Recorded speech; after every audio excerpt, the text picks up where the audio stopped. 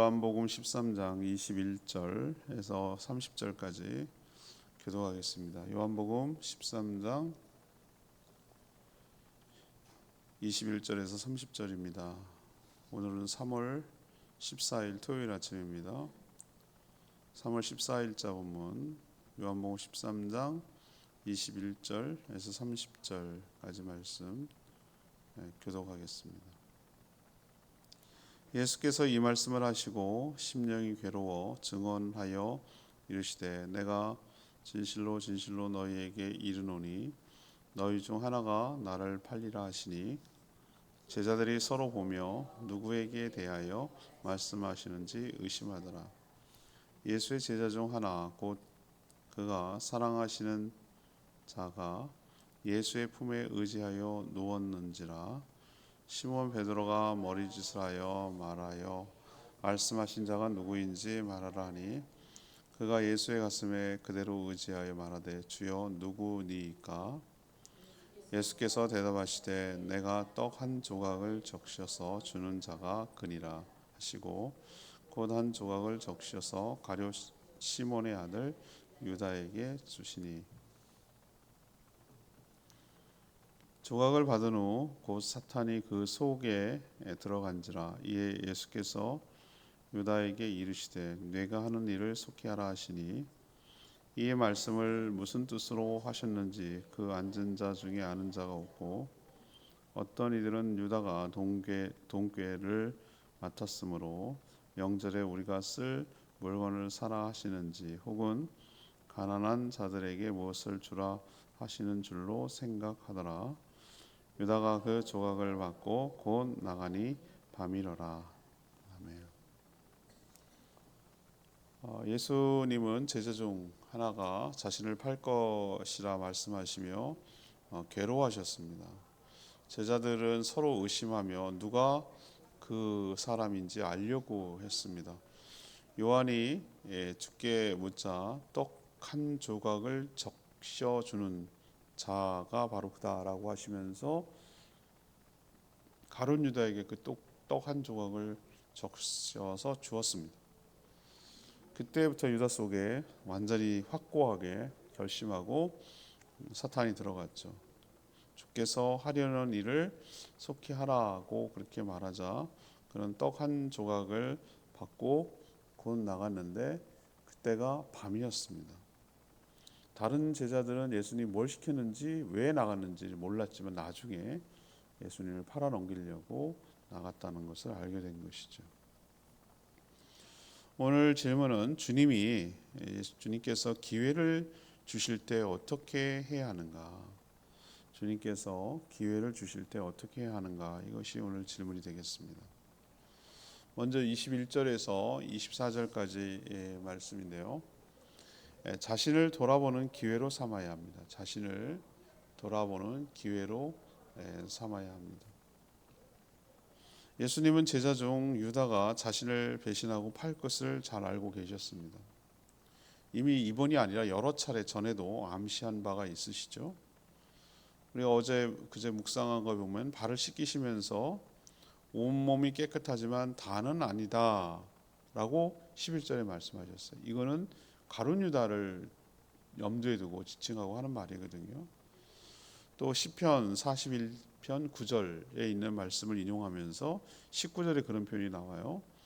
자신의 떡을 먹는 자가 발꿈치를 들 것이다. 이런 것을 예고해서 인용해서 그것을 물론 이것을 이루시려고 떡 조각을 주신 것도 있지만 이 말씀대로 된 것이죠.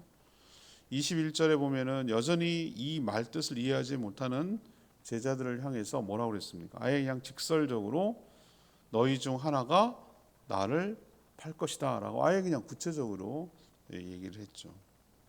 그때서야 제자들은 이거 심각한구나 라고 생각하면서 누구인지 서로 쳐다보면서 누구인지 주님이 누구를 두고 하시는 말씀인지 알아내려고 막 애를 쓴 거예요.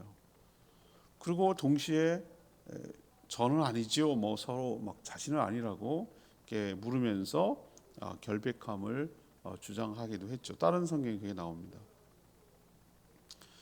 정말 기가 막힌 것은 뭐냐 하면 자신을 두고 이렇게 말씀하시는데도 저는 가룟 유다조차도 여기에 동조해서 결백, 다른 사람이 다 그렇게 말하는데 저지요 이렇게 말하는 분위기가 아니잖아요. 아마 가룟 유다도 저는 아니죠 이렇게 남들처럼 했을 거라고 보는 거예요. 그게 실제가 그래요. 마태복음 26장 25절 보면은 물어요. 가룟 유다가 저는 아니지요 뭐 이렇게 했을 때 예수님이 바로 네가 말했다라고 말하는 건 너다라는 얘기잖아요. 이게 마태복음 26장 25절이거든요. 내 말이 맞다, 너다, 네가 말했다, 네가 스스로 말한 것이다 이 뜻이거든요. 그러면 이쯤 됐으면 여러분 어떤 생각이 드세요? 아니 이건 예수님이 다 알고 있다는 거잖아요. 이렇게 좁혀가면 뭐 12명이 많긴 하겠어요. 그리고 여러 차례 자기는 알잖아요. 자신은 알잖아요.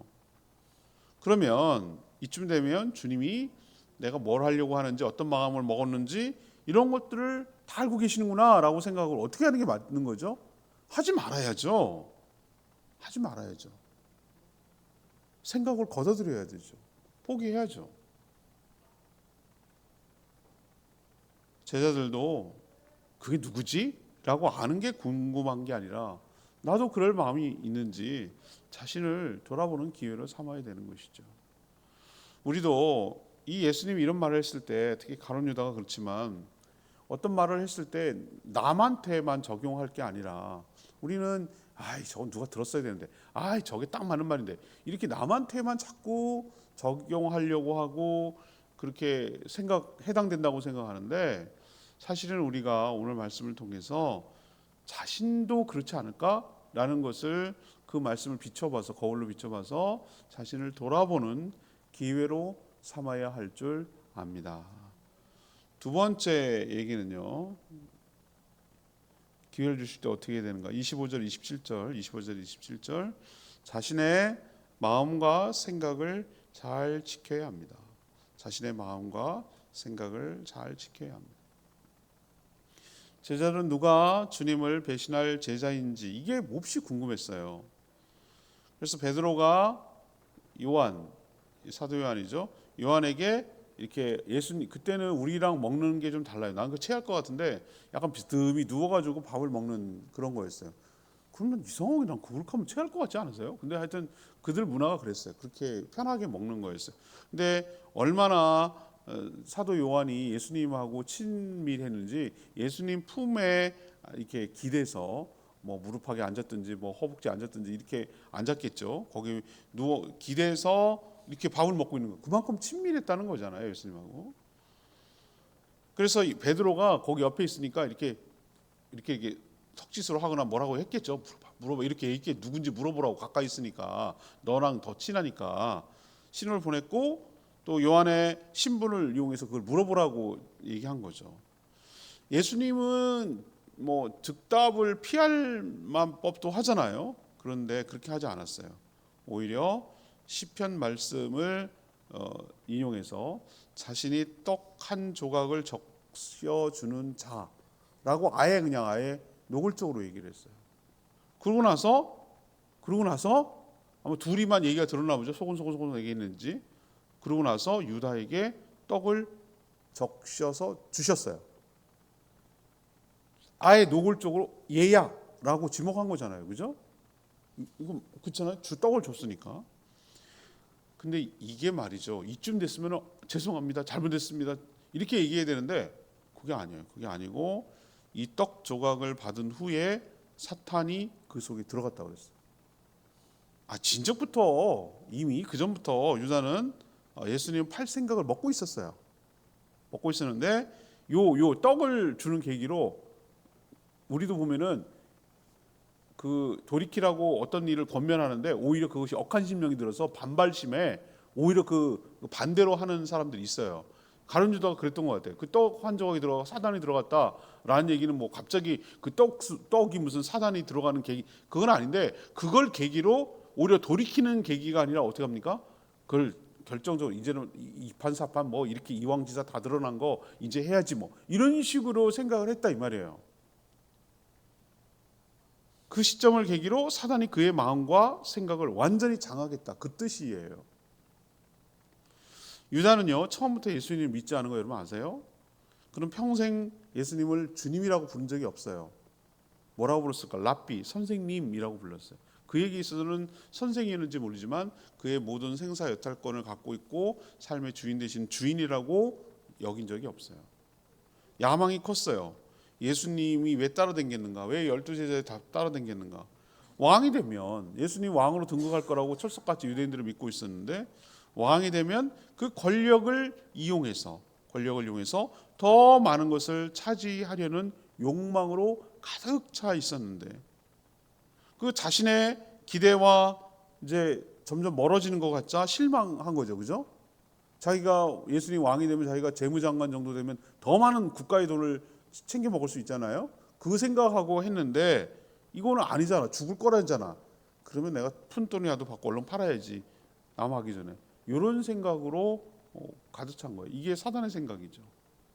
우리도 어떤 마음, 어떤 계기가 됐을 때 그 생각과 마음을 지키지 못하면 가룟 유다꼴을 나는 거예요. 그 마음에 사단이 들어가서 오히려 완전히 정반대로 예수님을 대적하고 교회를 대적하고 죄종을 대적하고 이런 식으로 완전 반대에 서는 계기가 되는 거예요. 그만큼 사람이 취약해요. 묘하게 굉장히 이성적인 것 같으면서도 감정적이에요. 그래서 가룟 유다꼴을 알 수 있으니까 늘 우리는 어떤 일이 벌어졌을 때 자신의 마음과 생각을 지켜주시도록 항상 기도하고 조심하며 살아가야 할 줄로 압니다. 마지막 세 번째는 28절에서 30절인데요. 주님께서 주시는 기회를 꼭 잡아야 합니다. 주님께서 주시는 기회를 꼭 잡아야 합니다. 예수님은 그 속에 사탄이 들어가 마음과 생각을 완전히 장악당한 유다에게 하려는 일을 속히 하라고 아예 그냥 노골적으로 얘기하셨어요. 하려고 하는 일을 하라는 얘기는 네가 뭐 하려고 하는지 안다, 그런 뜻이잖아요. 이쯤 되면 여러분 어떻습니까? 이거는 완전히 다 드러났구나, 이건 숨길 수가 없는 것이구나 라고 생각을 하고 어떻게 해야 되는 거죠?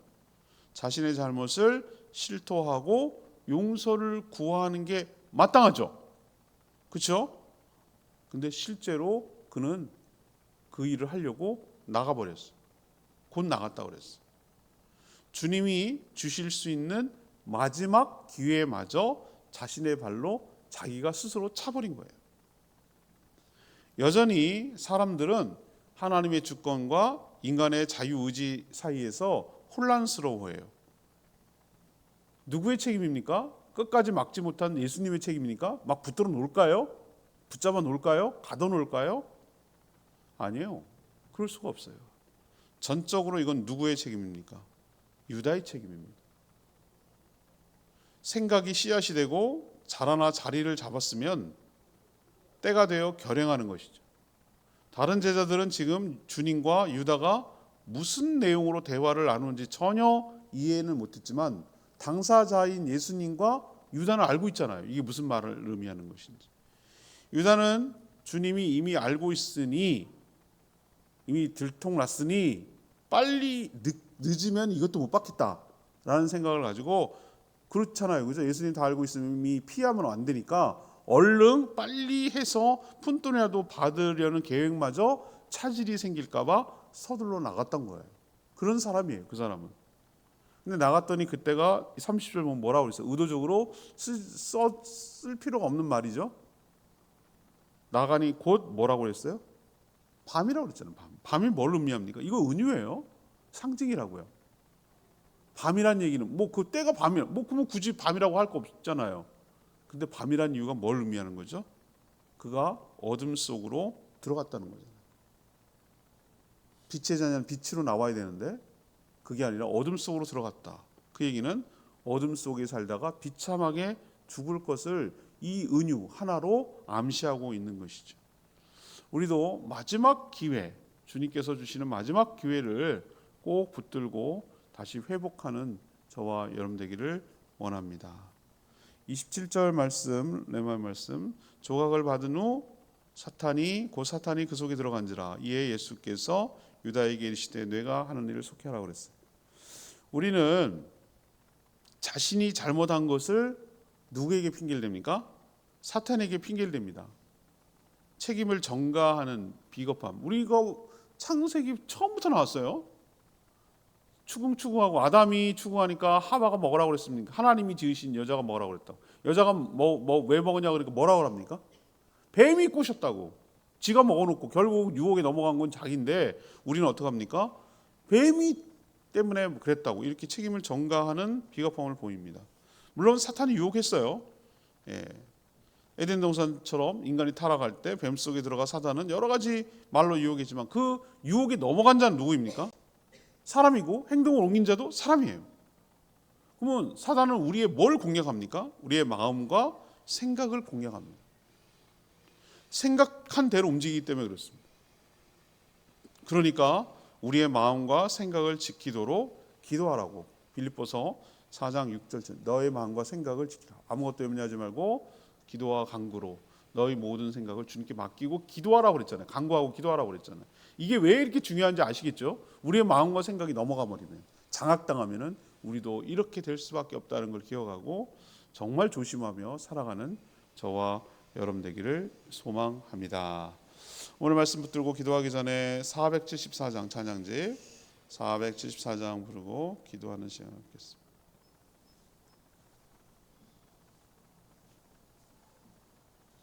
찬양집 474장 나 무엇과도 주님을 바꾸지 않으리 찬양합니다. 나 무엇과도 주님을 바꾸지 않으리 나 무엇과도 주님을 바꾸지 않으리 다른 어떤 은혜 구하지 않으리 오직 주님만이 내 삶의 도움이시니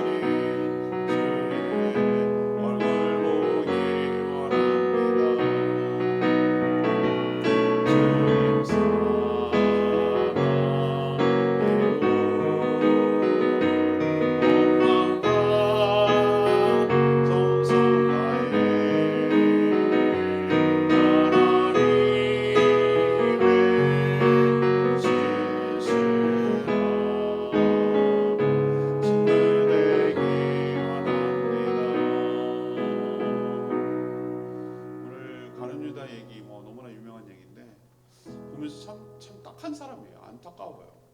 주님이 그 정도 됐으면 빨리 정신 차리고 포기하고 해야 되는데 결국은 사단에게 장악당해서 예수님을 팔아넘기고 비참하게 죽는 사람으로 전락하잖아요.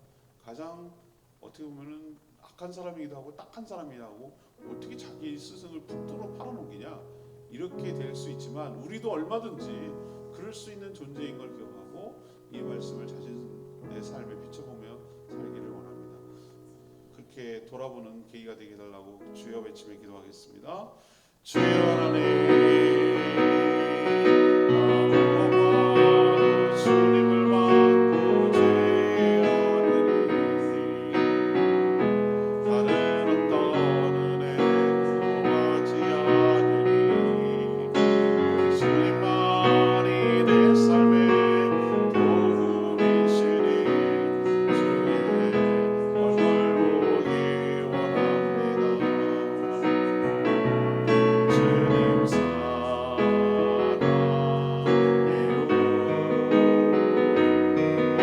원망과 정성 다해 하나님의 지시라 친구 되기 원합니다.